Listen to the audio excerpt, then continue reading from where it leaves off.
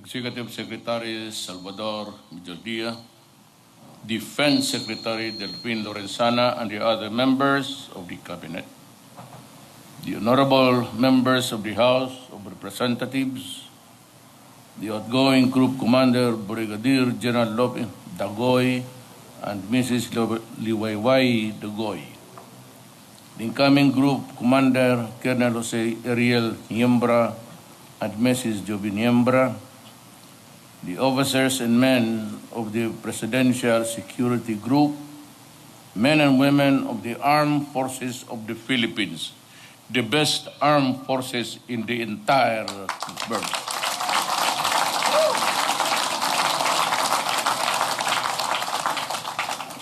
My co-workers in government, my countrymen.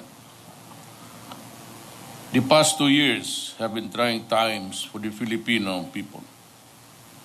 For the moment I took office, we have actively pursued measures to rid society of its many ills. Our collective efforts have resulted to the successful liberation of Marawi from the clutches of extremist terrorists. We have also strengthened our campaign against illegal drugs, criminality, and corruption. These accomplishments, however, have not come without cost. In the process, lives have been lost and enemies have been made, but throughout this country ordeal, the Presidential Security Group has courageously stood behind me to secure the interest of our country. I stand confident before you today as I perform my duties as your Commander-in-Chief, assured that the PSG shall be loyal not only to one person or family, but only to the Constitution and our most cherished democratic institution. Today is another milestone in the history of the Presidential Security Group as we celebrate Brigadier General Dagoy's successful tour of duty as PSG Commander. Under his able leadership, the PSG has effectively provided security to 16 foreign and more than 900 local presidential engagements. These include arrangements in Marawi from the start of the conflict until the full liberation of the city as well. As of the 30th and 31st ASEAN summits included, held in April and November of last year. During his stint, General Dagoy has conducted multiple classes and produced more than 200 graduates under the VIP protection course.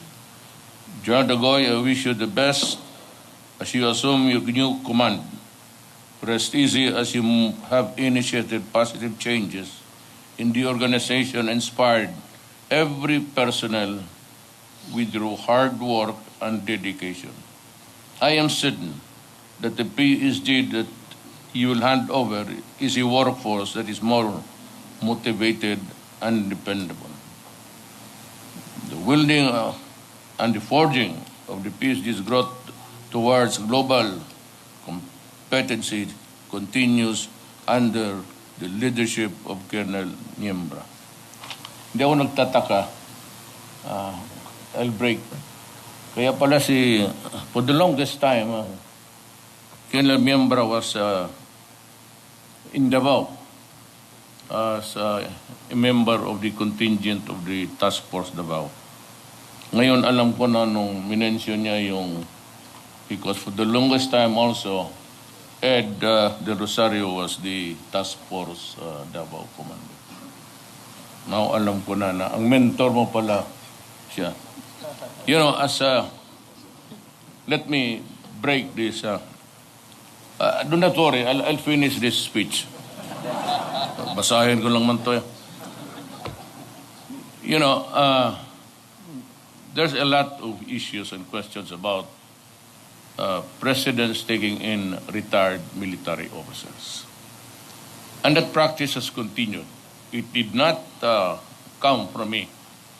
other presidents, including President Arroyo, then my predecessor, and me, we have this predilection of engaging the services of ex-military men. Now, I would like to explain it to the public. Kasi yung usually sa bakit military men. I am not trying to degrade the bureaucratic structure of our government. It seems to me that for the last started as a prosecutor, vice mayor, then congressman, back to being mayor. Ang bureaucracy mahirap kausapin. And even the guy in front of you, whether he is really the chief of office or just the ordinary engineer there, he would argue with you endlessly. Hindi pwede yan, dapat this cannot be done. So I have been worried about engaging bureaucracy. For 22 years, I was an executive officer of my community, being mayor for the last 23 years. Hindi naman sa but to the credit of military men. I said, no offense intended. Ang mga military kasi structural and they are always conscious of accomplishments, fulfillment of duty. Not because of any particular loyalty, you work extra hard. We don't need it. It is enough that I know that you love your country, period. Yan lang ang gusto kong malaman. But we have this project, like for example, Marawi, there was this devastation. And we were in a hurry, under pressure, always criticized, to no end, and always at the receiving end. During a cabinet meeting, there was this presentation of how Marawi should be rebuilt. And we listened to of course, experts.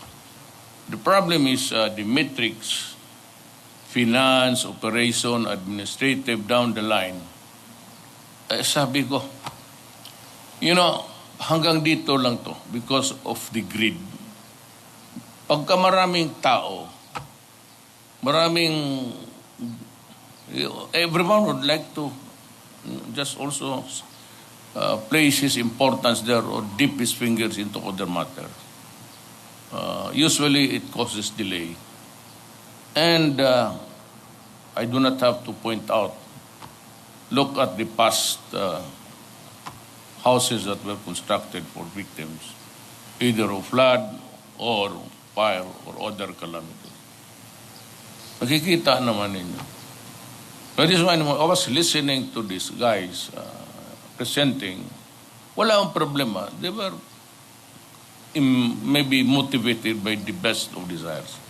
But the only problem is, in a bureaucratic system, if you follow it, you'll get to nowhere. And you'll end up sometimes with a product of corruption. Yan ang nakaproblema sa atin. So there are many things around that you see almost below ang quality, even lower than the worst of standards. And you get, since I am here now, I cannot pass the buck.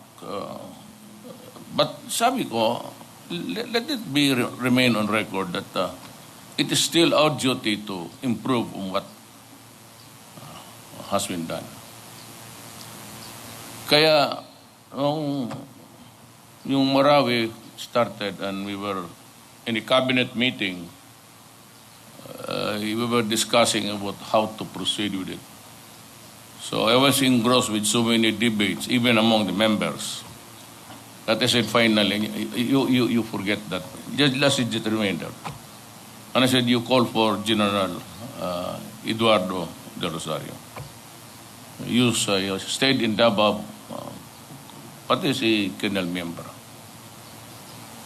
Kaya sabi ko, tinawag ko siya, sabi ko, Ed, that is the matrix of how Marawi should be rebuilt. Do it. I'll give you all. Lahat now, administration, financing, and all of these things, ilagay ko sa kamay mo. I'll place it in your hands, on your shoulders, the burden of, I would like houses there. I would like houses built next month.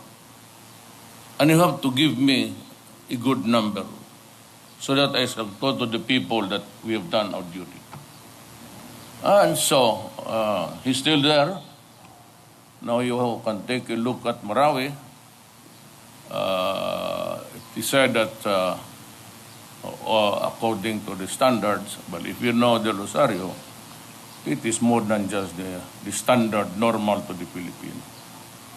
So I'd like to thank him and Colonel Nimbra for their love of country and their industry to do what is good for the Republic of the Philippines.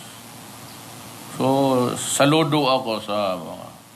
Since I got in also, almost, I think, half of the cabinet are now ex-military officers. Now, I took in Simato because he was assigned there, Colonel Anyo. But no, Colonel Anyo and I never really were. We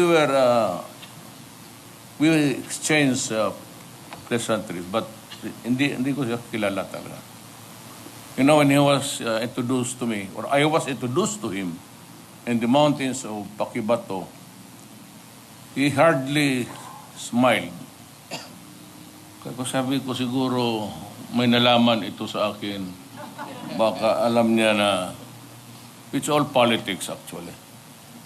Those of you guys who were assigned there, it's all politics. You're gonna shake hands with the devil to win a vote. Ganon yan eh. So, totoo yan. I was crossing the ideological borders. And that is why we kind of, I don't know about season, but I'm ready to give him the privilege of coming home.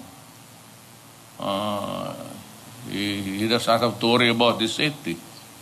I will provide his, I may call on maybe members of his command to protect him. I have provided a small window of 60 days. And if you come home, do not worry about being killed. I will not do that. Ang sinabi ko lang, when I took offense, I said that if it is not successful, then I will guarantee that he can go out of the country unhampered, unfettered, unbridled. Yan ang pero sabihin ko sa kanya at nagalit siya. He took offense and said, sa Hanoi na lang tayo mag-usap o doon sa Netherlands. Kasi ayaw niya, he maybe felt threatened. You know, I said, I'm giving you my word of honor. It is my word, and I would say, umuwi ka, mag-usap tayo, earnestly, sincerely. Kasi ako naman, I know your feelings. Ambivalent ang police pati military. I know. Kasi maraming namatay sa atin. Now that I'm president, I also think and feel like a soldier. Every time I read the briefer and there are so many soldiers killed or policemen, I kind of, minsan tinatapong ko ito, just throw it away.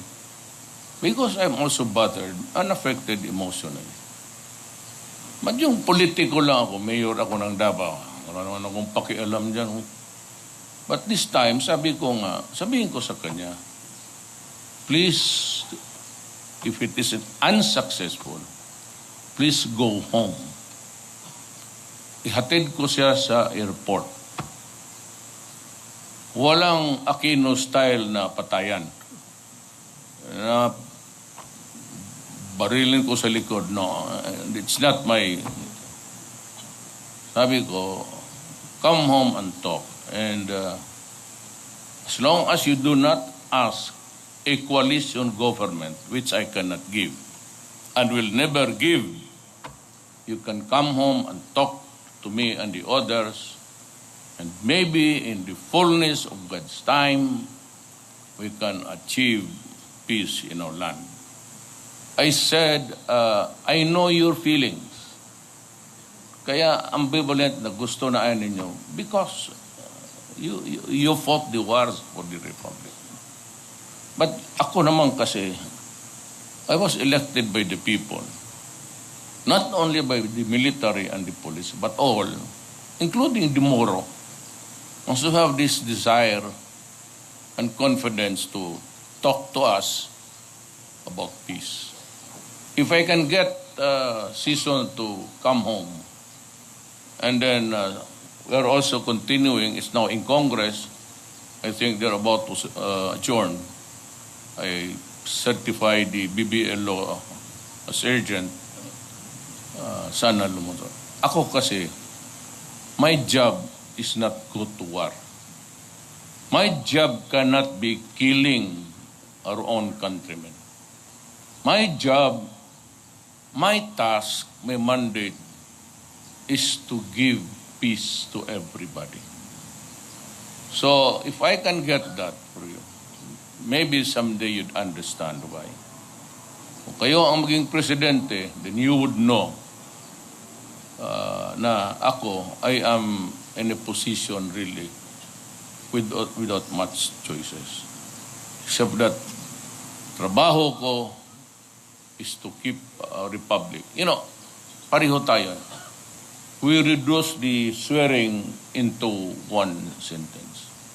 Our job is to protect the people and preserve the nation. That's the long and short of it. So preserving a nation is avoiding war. Preserving a nation is not to go into so much trouble. Preserving a nation is protecting the young from the havoc of drugs. You can understand by the way I talk and I curse in public. I throw epithets and all. It's because there was never a shift in my mind being just mayor and now becoming president. And I never expected talagang, hindi ko talaga manalo ako. You know, you're all Filipinos. I never had any barangay captain or baski kagawad dito sa entire Metro Manila.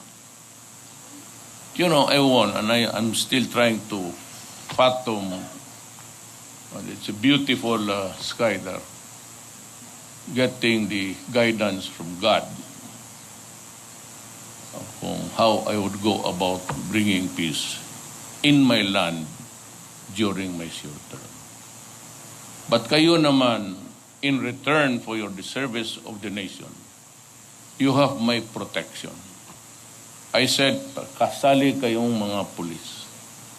Just do your duty in accordance with law. Perform it the way the books tell you. Ito naman mga pulis, lahat dyan, even the ordinary beat, dumaan ng 2 years yan. I was once a professor of your criminal, with in Davao, in the region, it was a police academy. And I was teaching criminal law, criminal evidence, and criminal procedure. Kaya ang utak ko, kriminal. Ito mga durugista kayo, talagang ubos. I said stop it because I will never sit as president and see my country down to the dogs in the mud of drugs. Colonel Miembra, we will constantly face threats and challenges as we trudge the noble path of realizing lasting peace and sustainable development. With your credentials and background as the former deputy group commander of the PSG, I trust that you will move forward in the right direction as you create your own mark in this command. As the protectors of our nation, you know, when you protect me, ako simple lang, death is, everybody dies every day. Death is something which we cannot avoid. It's coming. But when you protect me and you believe in my advocacy, you are protecting the nation, not me. My life is just like an ordinary Filipino. I get sick, I get hungry, I die. If it's my time today, tonight, tomorrow, then so be it. But in protecting me, you are protecting the nation. And if you like the advocacy, buhayin ninyo ako. But kung ayaw ninyo, you have sa Luneta ako magpa-firing squad just in front of Rizal. And you can die if you are guilty of treason. No, kung tayo kasi papasok ng nakawan, you plunder the country, you allow people. I just dismissed the deputy director of customs. Galing ako sa South, destroyed all vehicles that were stored there. I do not want to see any vehicle in any warehouse or bodega or yung customs. Gusto ko sirain lahat para wala na.